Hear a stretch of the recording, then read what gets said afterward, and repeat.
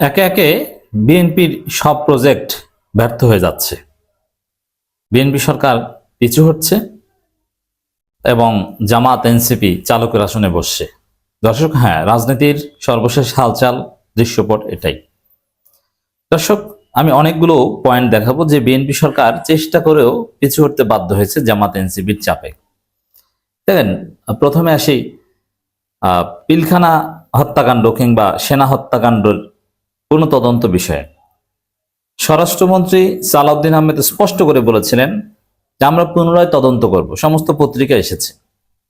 তারপরে স্বরাষ্ট্রমন্ত্রী কার্যত ক্ষমা চেয়েছেন যে না, আমরা পুনরায় কোনো তদন্ত করব না, আমি আগেরবার না বুঝে বলেছিলাম। অজানা পিছু হচ্ছে কেন? সমালোচনার কারণে। তো দর্শক, এগুলো একটা। এরপরে পুলিশ হত্যার তদন্ত করবে, যে চারদিকে জনগণ প্রতিবাদ শুরু করলো। রাজপথে নামা দরকার হয়নি, জাস্ট ফেসবুকে প্রতিবাদ। এক পর্যায়ে বল না, কোনো পুলিশ হত্যা তদন্ত করবো না, সুরক্ষা আইন যেটা হয়েছে ওইটাই থাকবে। পিছু হটেছে। আরো নানান বিষয় আছে, জাস্ট আমি সিগনিফিকেন্ট দুইটার কথা বললাম। এরপরে এবার আসেন এখনকার মূল টপিক। আওয়ামী লীগের অফিস খোলা, আওয়ামী লীগকে বৈধতা দেয়া। আওয়ামী লীগ বিএনপিকে ভোট দিয়েছে, এই কৃতজ্ঞতার অংশ হিসেবে আওয়ামী লীগের অফিস খুলে দিতে চেয়েছিল বিএনপি, কিন্তু দেখা গেছে যে খুলে দিয়েছে, যারা খুলেছে তাদেরকে বিএনপি সরকার ধরতে বাধ্য হয়েছে, খোলা অফিস বন্ধ করে দিতে বাধ্য হয়েছে। অনেক জায়গায় তো জনতা খোলা অফিস একদম পুড়িয়ে দিয়েছে। এর মানে আওয়ামী লীগকে নিয়ে আরো নানান বিষয় নিয়ে যে পরিকল্পনা করে বিএনপি সরকার, তার উপর তার ইস্তেকামাত থাকতে পারে না, পিছু হটতে বাধ্য হয়। সিদ্ধান্ত নিয়েছিল যে সংসদের ডেপুটি স্পিকার দুইটা করবে, একটা বিএনপি নিজেরা রাখবে, একটা জামাতকে দিবে। কিন্তু পরবর্তীতে এইসব ছলচাতুরি বুঝতে পেরে বিএনপি সিদ্ধান্ত নিয়েছে না, ডেপুটি স্পিকার জামাতকে দিবে। যদিও জামাতের এখানে ভিন্ন অবস্থান আছে, যে জুলাই সনদ বাস্তবায়ন করার পর তারা ডেপুটি স্পিকার চায়, আগে ভাগেই তারা চায় না। মানে বিএনপির একটা উদ্দেশ্য আছে, ইল মোটিভ আছে। জামাত যেটা মনে করছে যে তাদের পছন্দ মতো যতটুকু ইচ্ছে ততটুকু বাস্তবায়ন করবে, যতটুকু ইচ্ছে করবে না। তা জামাত এই সুযোগটাও দিতে চাচ্ছে না। সংবিধান সংস্কার পরিষদের শপথ বিএনপি নেয়নি, কিন্তু এখন গুঞ্জন শোনা যাচ্ছে যে সংসদ স্পিকার ডেপুটি স্পিকার নির্বাচন করার পরেই তারা সংবিধান সংস্কার পরিষদের শপথ নেবে। রাষ্ট্রপতি চুপ্পুকে রেখে দেওয়ার অ্যাসাইনমেন্ট বিএনপির উপর আছে 2028 সাল পর্যন্ত, কিন্তু চারদিক থেকে যেভাবে চাপ আসছে তাতে অচিরেই রাষ্ট্রপতিকে অভিশংসন করতে বিএনপি বাধ্য হতে পারে। মানে বিএনপি যা চায় সেরকম কিন্তু হচ্ছে না, হয় না।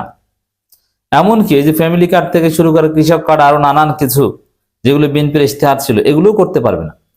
কারণ বিশ্বব্যাপী যে ভয়াবহ অস্থিরতা তৈরি হয়েছে, জ্বালানি তেলের দাম অনিবার্যভাবে যেভাবে বাড়বে, আপনার জ্বালানি স্থাপনাগুলোতে টার্গেট করে হামলা করা হচ্ছে। হরমুজ প্রণালী কার্যত বন্ধ হয়ে যাওয়ার উপক্রম হয়েছে। হরমুজ প্রণালী বন্ধ হলে শুধু বাংলাদেশ না, সারা পৃথিবীতে জ্বালানির দাম এক পর্যায়ে ডাবল হয়ে যাবে এবং ইরান যুদ্ধ এটা স্কেলেট হওয়ার সম্ভাবনা রয়েছে। এমনকি এখন এটা পুরো গালফে ছড়িয়ে পড়তে পারে। আর যদি কোনো রকম চীন এবং রাশিয়া এনগেজড হয়, তাহলে তো এটা ওয়ার্ল্ড ওয়ার। যদিও চীন রাশিয়া এই যুদ্ধে অংশগ্রহণ করবে বলে মনে হচ্ছে না। এখন এটা ওয়ার্ল্ড ওয়ার না হলেও একটা regional war, just between 2 or 3 countries, এটা না, পুরো গালফে যুদ্ধ ছড়িয়ে পড়বে। সৌদি আরব, আরব আমিরাত, বাহরাইন, কুয়েত, কাতার, সবার উপর অনিবার্যভাবে প্রভাব পড়েছে। এবং ইরানের নীতি এটাই যে আমরা ভালো থাকতে পারবো না, তোমরা কেউ ভালো থাকতে পারবে না। ইরান আক্রান্ত হলে পুরো মধ্যপ্রাচ্য আক্রান্ত হবে, এটা অনিবার্য। তোমার যে যত বড়ই তেল শোধনাগার হোক না কেন, আমরা ভালো রাখবো না, এই বার্তাটা ইরান শুরুতেই দিয়ে দিয়েছে। যার ফলে ভয়াবহ ভাবে জ্বালানির দাম বাড়বে। আর জ্বালানির দাম বাড়লে মুদ্রাস্ফীতি হবে, মূল্যস্ফীতি হবে, যাতে বিএনপির যে পরিকল্পনাগুলো, ফ্যামিলি কার্ড, কৃষক কার্ড, এগুলো আসলে শুরু করতে পারবে না। ফ্যামিলি কার্ড ওটা এমনিতেই একটা অবাস্তব থিওরি, এত টাকা নাই ওখানে। জাস্ট ওই যাদের পঙ্গু ভাতা কিংবা বয়স্ক ভাতা আছে, ওইগুলো জাস্ট একটা কার্ডে ঢুকিয়ে 2-4 টাকা বাড়িয়ে দিবে।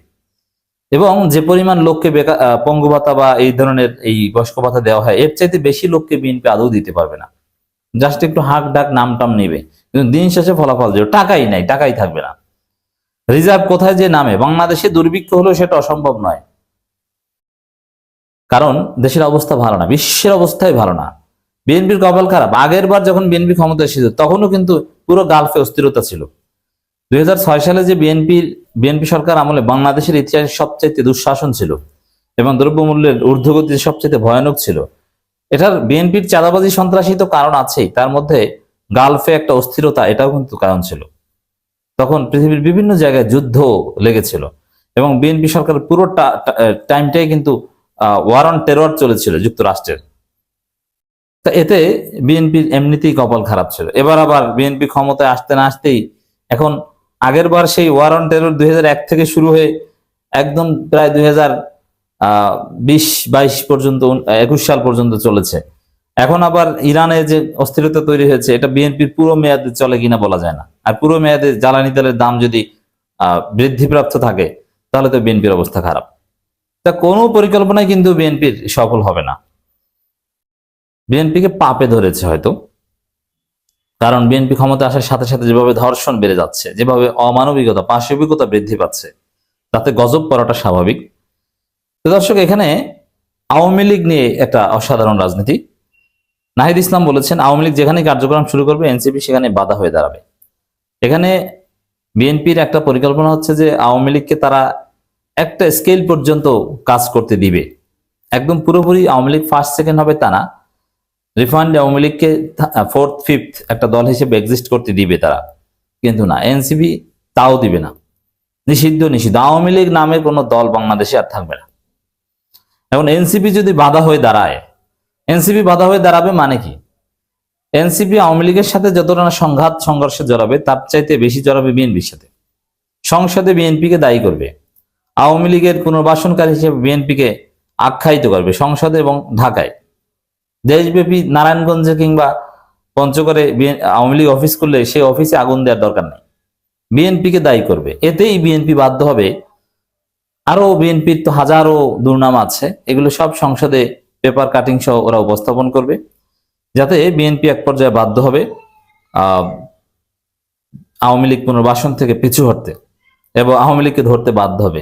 যে দেখেন আইবির জামিন, আবার আইবি শোন অ্যারেস্ট, আর হ্যাঁ কিছুদিনের জন্য মুক্তি পেলেও আবার ধরবে। আইবির যদি এই অবস্থা হয় যে আইবি আওয়ামী লীগের মূল ধারায় ছিল না, তাহলে মূল আওয়ামী লীগ যারা গ্রেপ্তার হয়েছে এদের কপালে বিপদ আছে।